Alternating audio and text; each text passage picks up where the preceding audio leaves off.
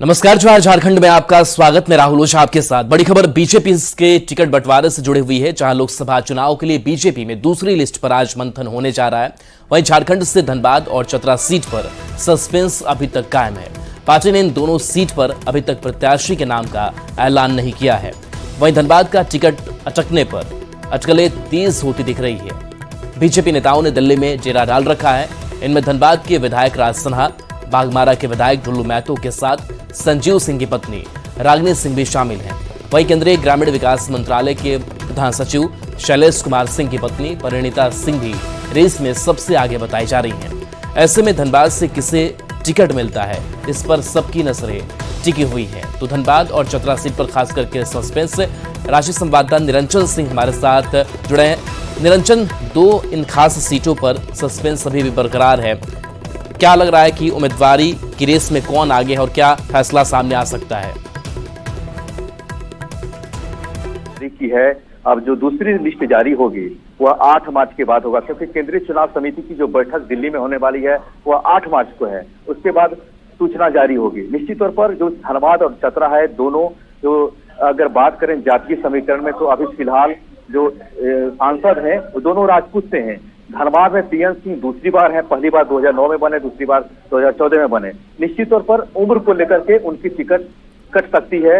और जहां तक क्षेत्रीय विधायक है, ढुल्लू महतो बाघमारा से विधायक हैं, धनबाद के जो क्षेत्रीय विधायक हैं राज सिन्हा हैं, वहीं जो पूर्व मेयर संजीव सिंह की पत्नी रागिनी सिंह और केंद्रीय ग्रामीण विकास मंत्रालय के प्रधान सचिव शैलेश कुमार सिंह की पत्नी परिणीता सिंह, वह भी आईएएस है और ये काफी करीब मानी जाती है अमित शाह के। और जिस तरह से जातीय समीकरण वहां बैठ रहा है, कहीं न कहीं भाजपा के लिए दोनों सीटें राजपूत को देना अनिवार्य होगा, क्योंकि दोनों जो सीटें हैं, चतरा की बात करें, धनबाद की बात करें, तो निश्चित तौर पर दोनों अभी जो सांसद हैं वो राजपूत से हैं। और कहीं न कहीं जो पहली लिस्ट जारी हुई बीजेपी की 2 मार्च को, तो उसमें एक भी राजपूत सांसद टिकट नहीं मिला है। तो निश्चित तौर पर कहीं न कहीं धनबाद से राजपूत जाति को जरूर टिकट मिलेगा।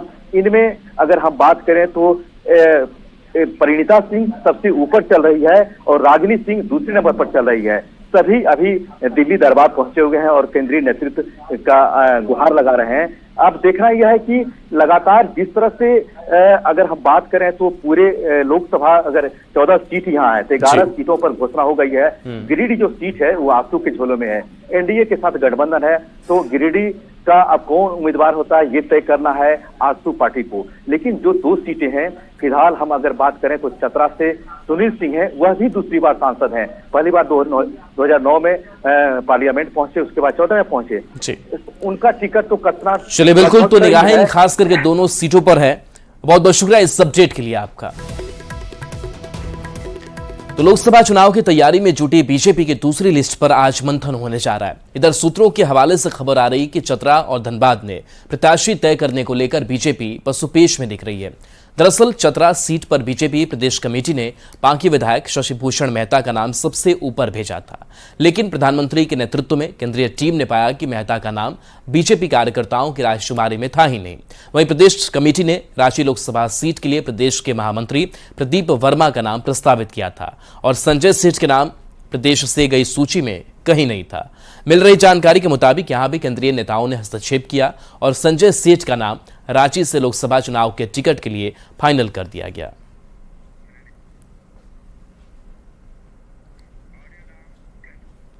झारखंड कांग्रेस ने लोकसभा सीट पर जीत सुनिश्चित करने की पहल तेज कर दी है। लोकसभा चुनाव समन्वय समिति की बैठक में नेताओं और कार्यकर्ताओं को जीत का मंत्र और टास्क दिया जा रहा है। 5 से 9 मार्च तक चुनाव समन्वय समिति की बैठक की शुरुआत रांची लोकसभा सीट से शुरू हो गई है। इस बैठक में प्रदेश अध्यक्ष राजेश ठाकुर, प्रदेश प्रभारी गुलाम अहमद मीर, मंत्री बादल पत्रलेख सहित बड़ी संख्या में नेता और पार्टी पदाधिकारी शामिल हुए। गठबंधन सरकार ने राज्य की सभी 14 लोकसभा सीट जीतने का लक्ष्य रखा है। इसके लिए केंद्र सरकार की नाकामियों और राज्य सरकार की कामकाज को आधार बनाया गया है। 5 तारीख से 9 तारीख तक जितने भी लोकसभा हैं उन लोकसभा में जाकर के गुलाम मोहम्मद मीर साहब, प्रदेश अध्यक्ष राजेश ठाकुर जी, सीएलपी लीडर और जितने भी सीनियर लीडर से जाकर के कार्यकारी अध्यक्षगण, मंत्रीगण भी रहेंगे, ये सब बैठकें करेंगे। वहाँ के जितने भी सीनियर लीडर हैं उस लोकसभा के, उनके साथ बैठ करके बातें करेंगे और विचार विमर्श करेंगे कि किस तरह से हम लोग यहाँ पे चुनाव को जीतने में कामयाब हों। हमारी जो 14 लोकसभा सीट है यहाँ पे झारखंड में, उन 14 पे इंडिया गठबंधन के उम्मीदवार को जिता करके भेजना है, उसी की एक स्ट्रेटजी का एक पार्ट है। खबर धनबाद से, जहां रणधीर वर्मा चौक पर बाघमारा विधायक ढुल्लू महतो के खिलाफ चिटाही के 6 रैयत 7 दिन से धरने पर बैठे हुए हैं। रैयतों ने ढुल्लू महतो पर जमीन हड़पने, बीसीसीएल से पानी बिजली का कनेक्शन कटवा देने और रोजगार छीन लेने का आरोप लगा दिया है। वहीं रैयतों के समर्थन में कांग्रेस के कार्यकारी अध्यक्ष जलेश्वर महतो भी पहुंचे और आंदोलनकारियों की मांग सरकार तक पहुंचाने का भरोसा दिया है। इधर धरने पर बैठे रैयतों ने समस्या का समाधान नहीं निकलने तक धरना जारी रखने की बात कही है। वहीं विधायक ढुल्लू महतो ने पूरे मामले में गंदी राजनीति का आरोप लगाया है। साथ ही जांच कराने की चुनौती देते हुए गलत साबित होने पर राजनीति से संन्यास लेने की बात कही है। शायद ये खुद ही नहीं पता है कि दावा किसका है। लगता है अब सीओ साहब खुद दावा करने वाले हैं कि ये मेरा ज़मीन है। इसके खिलाफ हम लोगों ने सीओ साहब से रिपोर्ट भी मांगा आरटीआई के तहत, लेकिन आज हमारा 1 महीना और 1-2 दिन में ख़त्म होने वाला है, लेकिन अभी तक कोई जानकारी उपलब्ध नहीं हुई है। इसीलिए पक्षपात हो रहा है हमारे साथ। और विधायक का खिताब लेकर उसका दुरुपयोग कर रहा है, मंदिर के आड़ पर गरीबों का शोषण कर रहा है। ये उचित है क्या? हम तो अभी भी कहेंगे कि इन लोगों के साथ उसका कोई लड़ाई नहीं है। ज़मीन इन लोगों का है, अपने ज़मीन पर दुकान कर रहा है, इन लोग अपना दुकान करें आराम से। ये छूट इन लोगों को मिलना चाहिए। इन लोग का प्रशासन से भी यही मांग है। चलिए आप लोग चलिए सामने, अगर दूध का दूध पानी का पानी 1% अगर गलती निकल गया, आज राजनीतिक से संन्यास ले लेंगे। अच्छा विधायक जी, एक सवाल नहीं, ये सब गलत काम हम नहीं करते हैं। अरे भाई चलिए तो चलिए जाके देखिए, तो हम चलिए जाके देखिएगा तभी ना पता चलेगा। वहाँ तो आपके प्रेस वाले लोग भी थे, एक तरफ प्रेस वाले के लोग, एक तरफ ब्लॉक अधिकारी के लोग, सारे लोग थे। झारखंड के सबसे बड़े सरकारी अस्पताल रिम्स को अतिक्रमण मुक्त करने की तैयारी में रिम्स प्रबंधन जुट चुका है। रिम्स के डायरेक्टर ने पहले भी रिम्स कैंपस को अतिक्रमण मुक्त करने के आदेश दिए थे, लेकिन अब तक इस आदेश का पालन होता नहीं दिख रहा है। इधर पूरे मामले पर रिम्स निदेशक ने आरोप लगाया है कि रिम्स अब तक कभी सिस्टम से चला ही नहीं है। उन्होंने किसी भी बड़े अस्पताल में अतिक्रमण होने पर भी हैरानी जताई। उन्होंने ये भी कहा कि अगर अतिक्रमण करने वाले लोग समझाने से नहीं समझेंगे तो उन्हें समझाना भी आता है। मुझे लगता है रिम्स में सिस्टम कभी ठीक से चला नहीं। मुझे क्रिटिसाइज नहीं करना चाहिए, लेकिन अब चूंकि मैं हार्ड सीट पे हूं इसलिए मैं बोल रहा हूं इसको। तो ये अतिक्रमण हुए ही क्यों, पहला तो क्वेश्चन यही है। अब कहीं ना कहीं रिम्स की भी कमी रही और या तो सरकारी सपोर्ट में कमी रही, वो मुझे नहीं पता है। लेकिन अब मेरा पूरा प्रयास है और संबंधित अधिकारी इस पे ध्यान भी दे रहे हैं। ऐसा मैं नहीं कहूंगा कि वो नहीं दे रहे हैं। इसलिए मैं तो जो लोग इनक्रोच किए हैं उनको भी निवेदन करना चाह रहा हूं, प्यार से समझ जाएं तो ज्यादा अच्छा है, वरना समझना तो पड़ेगा भाई। खबर धनबाद से, जहां तेज रफ्तार कार अनियंत्रित होकर सड़क किनारे पेड़ से टकरा गई। बरोरा थाना क्षेत्र के हरिणा गोमो मेन रोड की यह घटना सामने आई है। इस हादसे में पेड़ से टक्कर के बाद कार बुरी तरह से क्षतिग्रस्त हो गई। वहीं कार ड्राइवर मौके से फरार हो गया। स्थानीय लोगों की ओर से मिली जानकारी के बाद पुलिस मौके पर पहुंची और जेसीबी की मदद से कार को जंगल से निकालकर जब्त कर अपने साथ ले गई। बताया जा रहा है कि कार पर ड्राइवर के नियंत्रण खो देने से यह हादसा हुआ। वहीं कार के ड्राइवर के भी गंभीर रूप से घायल होने की आशंका जताई जा रही है। हरियाणा में एक कांग्रेस नेता की एक कार बताई जा रही है, लेकिन अब तक कार का मालिक पुलिस के सामने नहीं पहुंच सका है।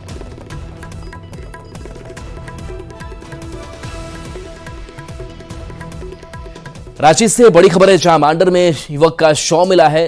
सकरपदा में कुएं से युवक का शव भी मिला है। 2 दिन बाद युवक की शादी थी। पुलिस ने कब्जे में शव को लिया है। मामले की छानबीन की जा रही है और हर एंगल से जांच करने में पुलिस जुटी हुई है। तो कुएं से युवक का शव मिला है और बताया जा रहा है कि 2 दिन बाद ही इस युवक की शादी थी और इसका शव मिला है। पुलिस ने कब्जे में शव को लिया है और हर एंगल से जांच में पुलिस जुटी हुई है।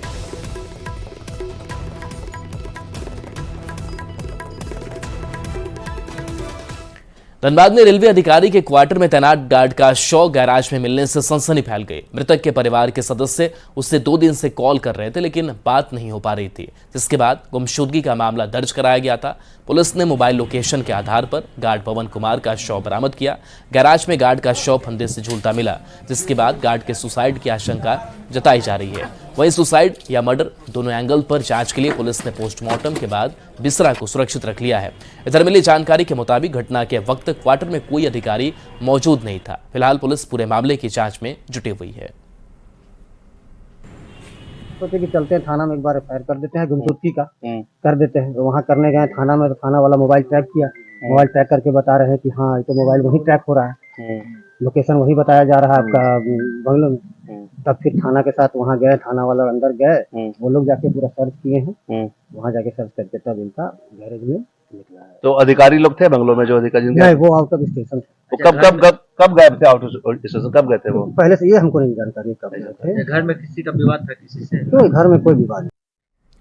रांची से बड़ी खबर है, जहां पिठौरिया में क्रशर में आगजनी मामले में क्रशर मजदूरों को धमकी मिल रही है। फोन कर उग्रवादी इन्हें धमकी दे रहे हैं, काम बंद कर वापस जाने की धमकी इन्हें मिल रही है। पीड़ित ने पुलिस अधिकारी से गुहार लगाई है, तो क्रशर मजदूरों को धमकी मिल रही है। रांची से बड़ी खबर, फोन कर उग्रवादी इन्हें धमकी दे रहे हैं और कह रहे हैं कि आप काम बंद कर वापस जाइए।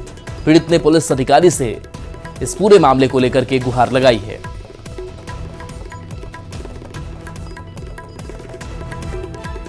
बीजेपी ने लोकपाल की ओर से शिबू सोरेन और उनके परिजन के अवैध अर्जित संपत्ति की सीबीआई जांच के आदेश का स्वागत किया है। बीजेपी प्रवक्ता प्रतुल शाहदेव ने दावा किया है कि मोदी के न्यू इंडिया में भ्रष्टाचार करके कोई नहीं बच सकता। उन्होंने कहा कि लोकपाल की ओर से इस पूरे केस की मॉनिटरिंग भी की जाएगी। उन्होंने ये भी आरोप लगाया कि जेएमएम के शासनकाल में जमकर भ्रष्टाचार हुआ है और अब उनके राजनीतिक अंत का समय निकट आ गया है।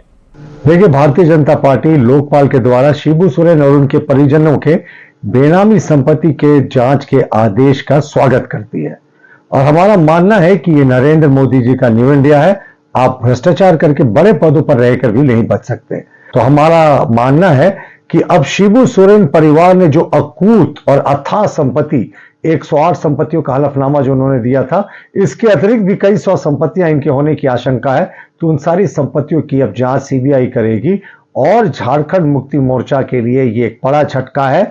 इन्होंने बड़ा भ्रष्टाचार किया था, लेकिन कहते हैं ना, एक दिन अति का अंत होता है और शायद उसी राजनीतिक अंत की ओर अब झामुमो बढ़ रही है। हेमंत सोरेन की राजनीतिक विरासत संभालने की राह पर उनकी पत्नी कल्पना सोरेन के आगे बढ़ने की संभावना जताई जा रही है और माना जा रहा है कि कल्पना सोरेन दुमका से लोकसभा चुनाव भी लड़ सकती हैं। कल गिरिडीह की सभा में कल्पना सोरेन भावुक दिखी थी। इस पर जेएमएम की प्रतिक्रिया आई है। पार्टी प्रवक्ता ने आरोप लगाया कि जिस तरह से हेमंत सोरेन को जेल में डाला गया है, उससे आम जनता की भी आंखों में आंसू हैं और आगामी चुनाव में केंद्र सरकार और बीजेपी को उसकी राजनीतिक औकात बता दी जाएगी। सिर्फ कल्पना सोरेन की आंखों में आंसू नहीं, तमाम झारखंडी जनता, आप चले जाइए सुदूरवर्ती गांवों में, देहातों में, जंगलों में, पहाड़ों में, किसी आदिवासी परिवार के बीच में, मूलवासी झारखंडी परिवार के बीच में, आप उनसे पूछिए, उनकी आंखें भी बरबर छलक जाती हैं। ये जो आंसू हैं, चाहे वो कल्पना सोरेन जी के आंसू हों, चाहे हम जैसे कार्यकर्ताओं के आंसू हों, चाहे झारखंडी अवाम के आंसू हों, हर एक आंसू की कीमत चुकानी पड़ेगी आने वाले चुनाव में। तमाम झारखंडी कमर कर चुका है और इनको इनकी राजनीतिक औकात बताने का अब समय आ गया है। सभी लोग अब मुस्तैद हैं और चुनाव का इंतजार कर रहे हैं। सिंहभूम संसदीय सीट से बीजेपी ने गीता कोड़ा को प्रत्याशी बनाया है। इसके बाद अब कांग्रेस पार्टी अपने प्रत्याशी की खोज में जुट गई है। सिंहभूम संसदीय सीट से उम्मीदवार को लेकर जिला कमेटी के साथ मंथन करने के झारखंड कांग्रेस के कार्यकारी अध्यक्ष बंधु तिर्की पहुंचे। उन्होंने दावा किया कि सिंहभूम सीट पारंपरिक रूप से कांग्रेस पार्टी की सीट रही है और इस सीट से कांग्रेस पार्टी ही चुनाव लड़ेगी। हमारे कार्यकर्ताओं को भी हमने देखा, कार्यकर्ता हमारे लगातार संघर्ष कर रहे हैं और निश्चित रूप से ये सीट में कांग्रेस पार्टी लड़ेगी। हम एज इस जिला का इंचार्ज हम इसी तरीके से रिपोर्ट कर लेंगे। दुमका में स्पेनिश महिला से गैंगरेप मामले में पुलिस ने त्वरित कार्रवाई करते हुए 3 आरोपियों को गिरफ्तार कर लिया है। इस मामले में डीसी की ओर से पीड़ित महिला के पति को 10 लाख के मुआवजा का चेक सौंपा गया।